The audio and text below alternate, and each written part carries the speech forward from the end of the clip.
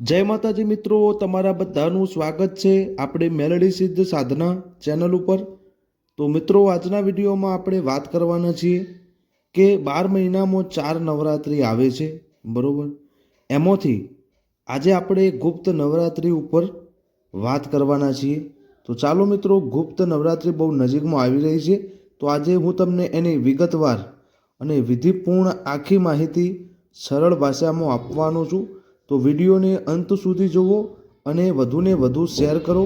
તો ચાલો મિત્રો, વધારે વાર ના કરતા આપણે આ વિષય ઉપર ચર્ચા કરી લઈએ। તો મિત્રો, તમને જણાવવા માગું છું કે 12 મહિનામાં 4 નવરાત્રિ આવે છે। એમાંથી 2 નવરાત્રિ પ્રસિદ્ધ અને સામાન્ય હોય છે। આસો મહિનાની નવરાત્રિ અને ચૈત્ર મહિનાની નવરાત્રિ સામાન્ય અને પ્રસિદ્ધ નવરાત્રિઓ છે। ગુપ્ત નવરાત્રિ મહા મહિનામાં અને અષાઢ મહિનામાં આવે છે। મિત્રો, જે આ ગુપ્ત નવરાત્રિ છે એમાં તંત્ર મંત્ર સાધના ખૂબ જ સરળ રીતે અને સારી રીતે સિદ્ધ થાય છે।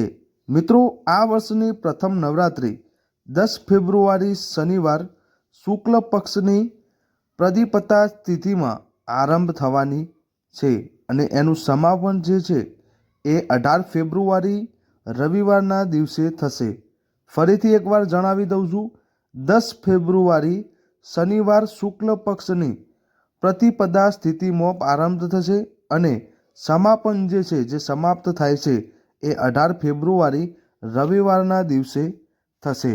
ગુપ્ત નવરાત્રિ સાધક કોઈ પણ દેવીને પૂજા અર્ચના કરી પ્રસન્ન કરી શકે છે અને મનચાહું વરદાન પણ પ્રાપ્ત કરી શકે છે। બીજું કે મિત્રો, તમને જણાવી દઉં કે જે આ ગુપ્ત નવરાત્રિ છે એનો બહુ જ અલગ મહિમા છે કે કોઈ પણ સાધક, સેવક કે ભુવાજી જે પણ તંત્ર મંત્ર વિદ્યા કે જે પણ દેવની પૂજાપાઠ આ નવરાત્રિમાં કરે છે એ એમને બહુ જ માતાજી પ્રસન્ન થાય છે એમનાથી અને એમના ધારેલા કામ થાય છે। એમની કોઈ પણ મનોકામના કે એમને જે પણ દુઃખ છે એનું નિવારણ થઈ જાય છે, કેમ કે માતાજી બહુ જ ઝડપથી પ્રસન્ન આ નવરાત્રિઓમાં થઈ જાય છે। બીજું કે મિત્રો, સાધકો માટે એક વસ્તુ કહેવાની હતી કે આ નવરાત્રિમાં જે પણ સાધના કરો એ ગુપ્ત રીતે કરો તો જ સિદ્ધ થાય છે, એટલે આનું નામ છે ગુપ્ત નવરાત્રિ।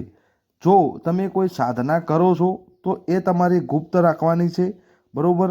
આપણે નથી કહેતા કે જમણા હાથથી કરો તો ડાબા હાથને પણ ખબર પડવી ના જોઈએ।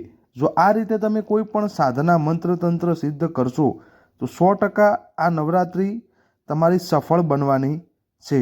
આ નવરાત્રિમાં મિત્રો રવિયોગ અને સર્વાસ્ત સિદ્ધિ યોગ બને છે, જેના લીધે સાધક 10 ગુણો વધારે ફળ પ્રાપ્ત કરી શકે છે।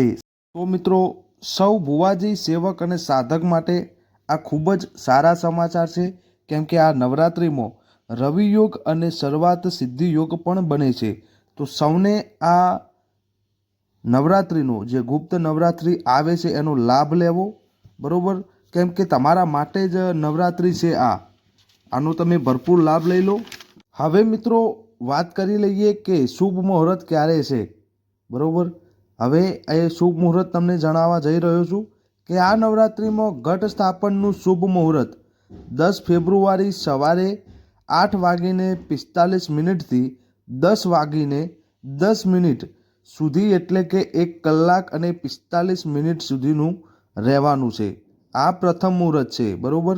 ફરીથી તમને જણાવું, આ નવરાત્રિમાં ઘટ સ્થાપનનું જે પ્રથમ શુભ મુહૂર્ત છે એ 10 ફેબ્રુઆરી સવારે 8:45 થી 10:10 સુધી, એટલે કે 1 કલાક અને 45 મિનિટનું રહેશે। અને જે બીજું શુભ મુહૂર્ત છે દ્વિતીય, એ બપોરે 12:13 થી બપોરે 12:13 થી 12:58 સુધીનું છે। 12:13 થી બપોરે 12:58 છે, એટલે કે બીજા મુહૂર્તનો સમયગાળો 45 મિનિટ જેટલો રહેશે। તો મિત્રો, આ હતી સંપૂર્ણ જાણકારી। હવે કાલે આપણે વિડીયોમાં જાણીશું કે માતાજીની સ્થાપના કઈ રીતે થાય આ ગુપ્ત નવરાત્રિમાં, કે પૂજા અર્ચના કઈ રીતે થાય। બીજું તમને જણાવવા માગું છું મિત્રો કે સાધક અને સેવક કે ભુવાજી કોઈને પણ એવા સિદ્ધ મંત્રો જોતા હોય આ નવરાત્રિમાં કોઈ પણ દેવી દેવતાના, તો મારો નંબર નોટ કરી લો 79 84 29 55 97. હવે ઇંગ્લિશમાં બોલું છું 7984295597. આ નંબર છે મારો. તમને આ જ નંબર ડિસ્ક્રિપ્શનમાં પણ મળી જશે, તો કોન્ટેક કરો.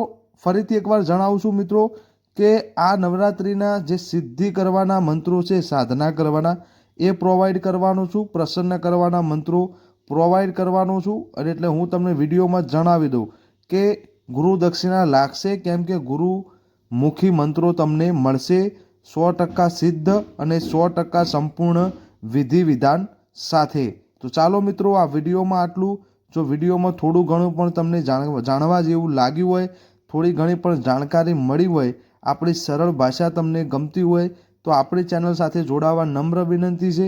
અને ગુપ્ત નવરાત્રિ આવી રહી છે એટલે વધુને વધુ શેર કરો, જેના લીધે બીજા ભુવાજી, સેવક, સાધક સૌને ખબર પડે અને એ સૌ આ નવરાત્રિનો લાભ લઈ શકે.